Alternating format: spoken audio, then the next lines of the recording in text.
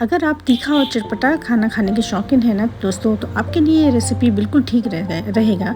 तो मेरी ये रेसिपी आपको ज़रूर पसंद आएगी। तो आप इसे घर में एक बार ज़रूर ट्राई करिएगा दोस्तों। तो चलिए अब बनाना हम शुरू करते हैं।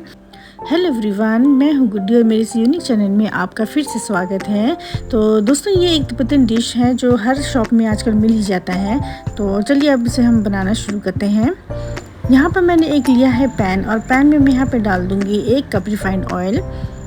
रिफाइंड ऑयल हमारा अच्छी तरह से गर्म करने के बाद भी मैं इसमें कुछ गरम मसाला ऐड करूँगी, यानी कि साबुत गरम मसाला ऐड करना है। तो यहाँ पे डाल दूँगी मैं तेज पत्ता और साथ में फूल चक्री। फूल चक्री से दोस्तों इसका जो टेस्ट है ना वो बहुत ही अच्छा आता है, उसकी खुशबू बड़ी अच्छी आती है। तो साथ में डाल दूँगी दालचीनी। तेज पत्ता मैंने एक और ऐड कर दिया ताकि जितने भी हमारे गरम मसाला है ना वो सारे तेल में इसका जो फ्लेवर है वो आ जाए। तो हमने इस जो गरम मसाला है वो सभी को हमने बिल्कुल अच्छी तरह से फ्राई कर लेंगे। मसाला हमारा फ्राई होने के बाद यहाँ पे मैंने कुछ डाल दिया है अदरक यहाँ पर मैंने एक बड़ा टुकड़ा लिया है, तो उसको हम बारीक बारीक काट लेंगे। और साथ में यहाँ पर मैंने डाल दिया है लहसुन दोस्तों, यहाँ पर एक जो लहसुन की जो पूरी गांठ होती है तो वो मैंने यहाँ पे डाल दिया है। तो ये तकरीबन ये कम से कम होगा, ये 3 टेबलस्पून जितना ही होगा, तो हम यहाँ पे ऐड कर देंगे। और इन सभी को हमने अब अच्छी तरह से बिल्कुल यानी कि डार्क ब्राउन होने तक हम इसे रोस्ट कर लेंगे।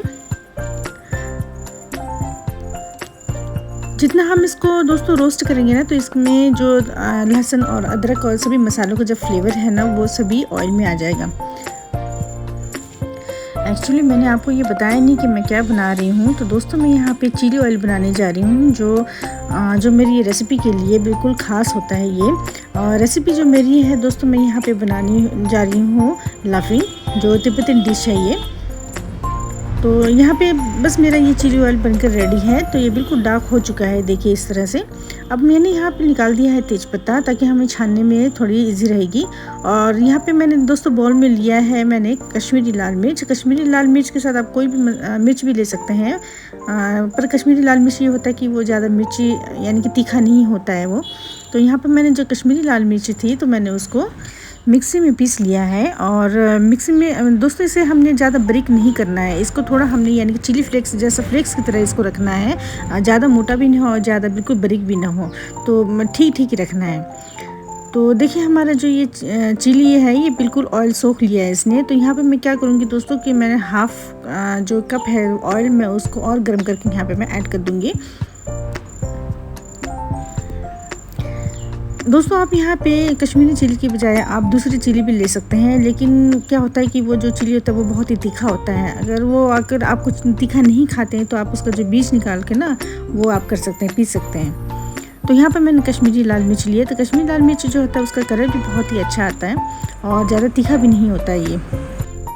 ये मेरा चिली ऑयल है जो अभी कंप्लीट नहीं हुआ है। तो मैं यहाँ पे डाल दूँगी नमक यहाँ पे मैंने 2 छोटा चम्मच डाला है। और साथ में दोस्तों यहाँ पे मैंने डाला है अजीनोमोटो। ये आपकी चॉइस है, अगर आपको अच्छा लगता है तो आप डाल सकते हैं, नहीं तो कोई इतना ज़रूरी नहीं है। तो यहाँ पे मैंने डाल दिया है सोया सॉस से मैंने 2 छोटा चम्मच ही ऐड किया है। और साथ में डाल दिया है विनेगर से भी दोस्तों इसका जो टेस्ट है बहुत ही अच्छा आता है। तो देखिए हमारा ये जो चिली ऑयल है बनकर बिल्कुल रेडी है। दोस्तों, आप इसे कभी भी यानी कि बना कर ना आप इसे रख सकते हैं, यानी कि कभी भी आप अगर ज़्यादा क्वांटिटी में बनाना है तो आप बना कर रख सकते हैं। आप इसे नूडल्स में, मोमोज में, किसी में भी आप इसमें यानी कि उसके साथ खा सकते हैं। तो चिली ऑयल हमारा बनकर रेडी है, इसको मैंने एक साइड रख दिया है। तो अब यहाँ पर मैं आटा गूँधूँगी। तो आटा को मैंने लिया है, यहाँ पे मैदा लिया है। तो मैदा को यहाँ पे हमने गूँथ लेना है थोड़ा थोड़ा पानी डालकर। इसका हमने जैसे जिस प्रकार हम रोटी के लिए आटा गूंदते हैं तो उसी प्रकार हमने इसका जो डो है वो भी हमने इसी तरह ही गूंदना है, ज़्यादा यानी कि ज़्यादा हार्ड भी नहीं और ज़्यादा सॉफ्ट भी नहीं, तो ठीक ठीक ही रखना है। तो देखिए दोस्तों, मैंने यहाँ पे आटा गूंथ लिया और आटा में मैंने कुछ मिक्स नहीं किया है, तो मैंने ये प्लेन ही रखा है। अगर आप चाहो तो इसमें थोड़ा सा नमक डाल सकते हैं। तो मैंने यहाँ पे नमक तो नहीं डाला है। देखिए ये हमारा आटा बिल्कुल रेडी है, तो इसे मैं अब रख दूँगी। तो यहाँ पे क्या करना है दोस्तों कि ये आटा है, मैंने एक बोल में आटा में मैंने डाल दूँगी यहाँ पे पानी इतना ही डालना है कि जितना कि आपका जो आटा है वो सारा उसमें पानी में डूब जाए।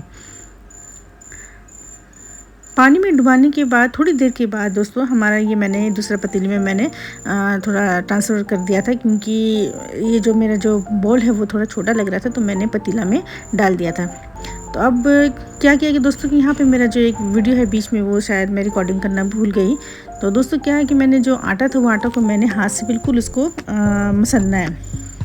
मसलने के बाद आपका जो ये पानी है तो उसको हमने ढक के रख देना है, और थोड़ी देर ढक के रखने के बाद आपको दिखेगा कि ऊपर का जो लेयर है, पानी का जो लेयर है बिल्कुल पतला दिखेगा, और नीचे का जो थिक दिखेगा। जो नीचे का जो थिक होता है दोस्तों वो क्या है कि वो स्टार्च होता है, और ऊपर का जो पानी होता है वो बिल्कुल पानी ही होगा, वो कुछ नहीं होगा उसमें। तो ऊपर का जो हमारा जो लेयर होता है पानी का तो वो हमने निकाल देना है, यानी कि फेंक देना है। और ये स्टार्च जो होता है उसे हम अलग सा एक डोंगे में रखते जाएंगे। तो फिर हम उस ग्लूटेन में, यानी कि जो आटा होता है उसमें हम दोबारा से फिर पानी डाल के उसे हम हाथों से मसल कर उसका हम फिर स्टार्च निकालेंगे, और स्टार्च यानी कि जो पानी ऊपर का लेयर होता है वो हटा देंगे, और स्टार्च को हम फिर निकाल के दूसरे डोंगे में रख लेंगे।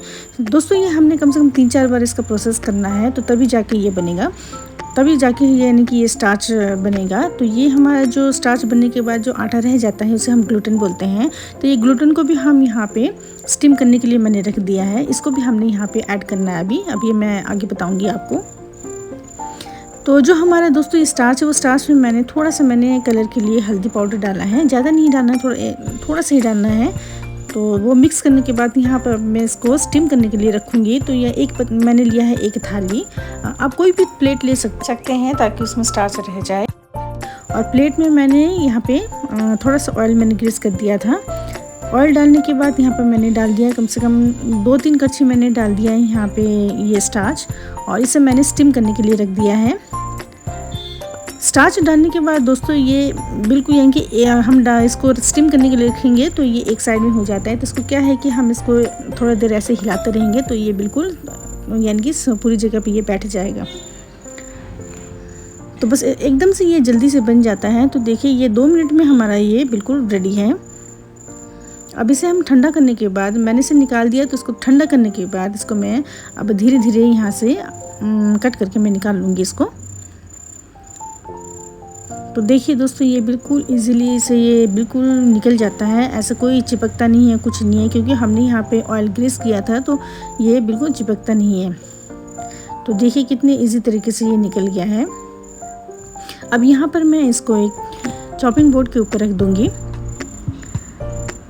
चॉपिंग बोर्ड को रखने के बाद यहाँ पर मैंने जो चिली ऑयल बनाया था तो मैं चिली ऑयल डाल दूँगी। आप कितना तीखा आप कितना खाते हैं उसी हिसाब से आप यहाँ पे चिली ऑयल डाल सकते हैं। अगर कम खाते हो तो आप कम डालिए, और ज़्यादा खाते हैं तो आप ज़्यादा डाल सकते हैं। चिली ऑयल डालने के बाद यहाँ पर मैंने दोस्तों लहसुन का जो पानी होता है वो मैंने बनाया। लहसुन का पानी में क्या करना है कि आपको लहसुन को आपने बिल्कुल क्रश करना है। क्रश करने के बाद उसमें आपने पानी में उसको डुबा देना है। पानी में डुबाने के बाद थोड़ी देर रखने के बाद उसको मिक्स करके अच्छी तरह से ये लहसुन का पानी बन जाएगा।